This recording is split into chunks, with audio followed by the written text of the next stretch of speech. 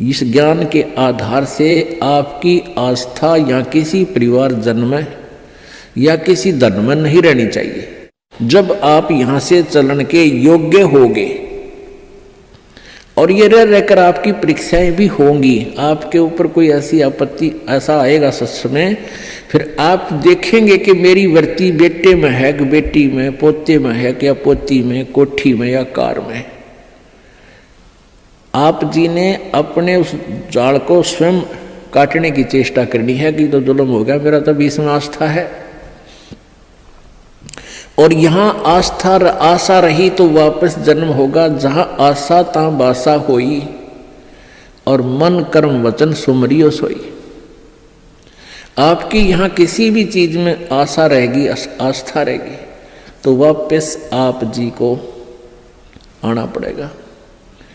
इसी यहीं पर मन माने यहां फिर बैल बनकर आ जा, और यहां आशा नहीं रही तो फिर हमने आशा कब ना रहेगी, ये ज्ञान आधार बनाओगे, भक्ति घनी करोगे, दान धर्म खूब करोगे, उस भक्ति की शक्ति से भी आपके कुछ बंधन ऑटोमेटिकली कट जाएंगे। इतना दबाव बनेगा उसका, आपके मन में वो आने नहीं देगा, और परमात्मा कोई ऐसी व्यवस्था आपकी बना देगा। और जो भक्ति नहीं करते तो फिर हमने यहाँ से तो जाना ही जाना है, भक्ति कर रहे हैं जो, उनके मन में ये आ जाना चाहिए कि फिर जन्म हो गया तो फिर यह दुर्गति शुरू। मनुष्य जन्म भी हो गया तो मनुष्य जीवन में क्या सुख पाया अपना। आज हम 60 साल के हो गए, हमें पता है क्या मिला इस जीवन में और क्या हमारा था और क्या पराया था। तो इस ज्ञान के आधार से निर्णय हो जाएगा कि अगर फिर जन्म हो गया, फिर वो प्रोसीजर, बेटा ना हुए तो दुखी हो गए तो महा दुखी, क्योंकि फिर उनके पालन में पोषण में कोई बेकायदे की मृत्यु हो जाए काल, तो फिर रोजाना करे काम, तो रो रो कर टक्कर मारेंगे, वह दुर्गति न्यारी। तो इन सब बातों को ध्यान रख के तो सच्ची श्रद्धा बना ले कि अब तो मरना पड़ेगा, पर इसी जगह चला फिर मरना ना पड़े, यहां से तो जाना पड़ेगा। तो इसलिए ये तो अपना है ही नहीं, चाहे बेटा है चाहे बेटी है, उनमें मोह है या ना है। तो अपने परिवार में आप जी ने ऐसे रहना पड़ेगा जैसे एक गाड़ी, रेलगाड़ी का कंपार्टमेंट होता है और उसमें आप सफर कर रहे हो, जिसका जहां स्टेशन आ जाएगा ऑटोमेटिकली उतर जाएगा। किसी का 2 घंटे का है, किसी का 10 घंटे का सफर है, किसी का 24 घंटे का है वो। तो ऐसे ही आप जी इसको ऐसा समझ कर रहोगे जैसे रेस्टोरेंट होते हैं, होटल में जाकर डट गए, तो वहाँ सारी सुविधाएं होते हुए भी आपको पता है कि ये मेरी नहीं है, उनका प्रयोग भी करना है। उनमें मेज कुर्सी पलंग टीवी वहाँ पर है, उनका पंखा कूलर एसी फ्रिज उनका प्रयोग भी करना है, लेकिन अंडरस्टूड होता है कि मेरी को ना, ये तो धनी की है। तो ऐसे ही ये सारा रेस्टोरेंट, ये होटल, ये काल का है, और हमने किराए पर अपनी पूंजी जमा करा का यहाँ, तो ये कुछ समय का रहने का यहाँ पर मिला हुआ है, और ये व्यवस्था बता दी, इस खेती में बना रखा, ये मजदूरी कर, ये ऐसे खा ले, ये यहाँ छोड़ रखा है। लेकिन ये अपनी नहीं, हम यहाँ होटल में कुछ दिनों के लिए सटे करे हुए। यदि ऐसी आस्था आपकी बन जाएगी तो फिर कोई पल्ला नहीं पकड़ेगा आपका, कोई बाधा नहीं बनेगी। अन्यथा जो भक्ति नहीं करते हैं उनकी कैसी वृत्ति होती है। अब जैसे कोई पिछले जन्म में भी कोई भक्त भक्ति करता था और वो पार ना होया, आप जी हो, परमात्मा चाहते हैं कि तुम सभी पार हो जाओ, बहुत अच्छी बात है, क्योंकि पार होने के लिए तो ये सारा खेल हो रहा है आपको पार करने के लिए। अब विद्यालय में बच्चे फेल भी होते हैं और पास भी अधिकतर ही होते हैं, और कुछ एक फेल भी हो जाते हैं, तो वो फेल हुए हुए गणे दुखी हुआ करें। तो ऐसे ही एक व्यक्ति किसी जन्म में कोई प्राणी, कोई आत्मा परमात्मा से विमुख हो गया, भक्ति ना करी, छोड़ गया, तो उनको फिर लेता है भगवान शरण में। एक किसान के घर जन्म हो गया उस पुण्यात्मा का, अब कहते हैं जो जन मेरी शरण में एक बार आ गया, परमात्मा कहते हैं हमारी शरण में एक बार कोई प्राणी आ गया तो फिर उसको जब तक वो पार नहीं हो लेगा उसके पीछा हम छोड़ना को नहीं। जो जन हमारी शरण है ताका हूं मैं दास, और गेल गेल ला गया फिर जब लग धरती आकाश। तो उसी विधान से परमात्मा उस किसान के पास गए और किसान से कहा कि भाई, किसान पहले बैठे, राम रमी हुई, क्योंकि पिछले संस्कारी जो भक्त होते हैं वो कहीं भी जन्म ले लो उनमें वो भाव श्रद्धा बनी रहती है। आओ महाराज जी बैठो जी, बड़ी आसन दे दिया, आप नीचे बैठ गया भगत की तरह। तो महाराज जी तो फिर महाराज जी होते हैं, अपने भक्ति का ज्ञान सुनाते हैं, परमात्मा की चर्चा शुरू कर दी। तो कहने उदाट कर वो किसान कहने लगा, कहाँ जी भक्ति तो मैं करता हूँ, क्या भक्ति तो मंदिर में जाता हूँ, शिव जी की पूजा करता हूँ। फिर सारी बात बताई, भाई यह भक्ति ठीक नहीं, भक्ति की विधि ये है जो आपके शास्त्रों में लिखी हुई है, कैसी करो। अच्छा जी ठीक सत है, भक्ति भी कराएंगे।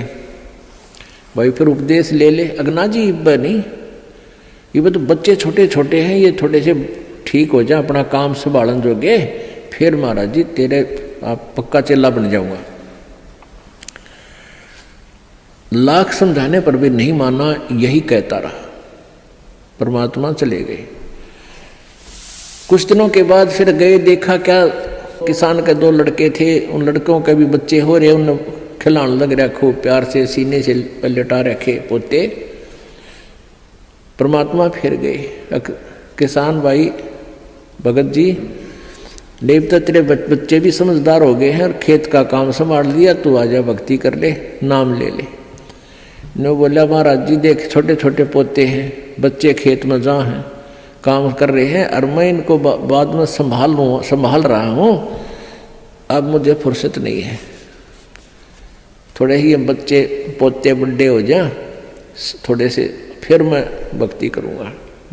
बहुत कहने पर भी नहीं बोला, ना बाबा जी दुखी ना करे मैंने, क्यों पोते घने प्यारे लग गया करे।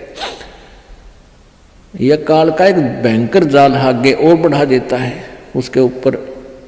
अब बेटे तो उल्टे बोल रहे, कोई धमका दे कोई खुरका दे, और वो पोते बोल रहा करे प्यारे प्यारे, तो वो घने प्रिय लगते हैं। न बोले बाबा जी तू तो सब ऐसा ही, तेरे तो कोई लाग नहीं, कोई संतान नहीं, तेने क्या पता संसार के उसका है, कह दिया भक्ति कर ले, भक्ति नहीं होया करे, पोते बड़े हो लेंगे फिर बात करूँगा तेरे से, फिर जरूर नाम ले लूँगा, पक्की बात हो रही। नो टाल टूल दिया। अब 4 साल के बाद फिर आए परमात्मा संत जी रूप में। तो घर आके पूछा कि भाई तुम्हारा वो कहाँ गए तुम्हारे पिताजी दादाजी। वो पता चला कि वो तो मर गए, 4 साल हो गए, मृत्यु होगी। मालिक को तो पता था, क्या था कि खेत में उन्हें का बैल बन गया, आके बैल बन गया, बैल की चुनी प्राप्त की, और खेतों में उसका बेटा उसको हल में जोत रहा। अब परमेश्वर वहां पहुंचे, वो लड़का भी जाने था, महात्मा कई बार आया करते, रोक दिया, कहा महाराज जी कैसे आना हुआ कि भाई डट जा तेरे बाबू, तो 2 बात बतलाऊंगा। उस बैल के कान में निकट सी जाकर कहने लगा, रे भगत अब तो आजा मेरी शरण में, तेरा शरीर छुटवा दूं बैल का, और नाम दे तेरे को मनुष्य जीवन दे दूंगा, और तू चाल देख ये दुखी हो रहा, तेरा लठ लागे, तेरा बेटा लठ मारे हैं, और तेरी के दुर्गति हो रही, तो के कह है वो बैल।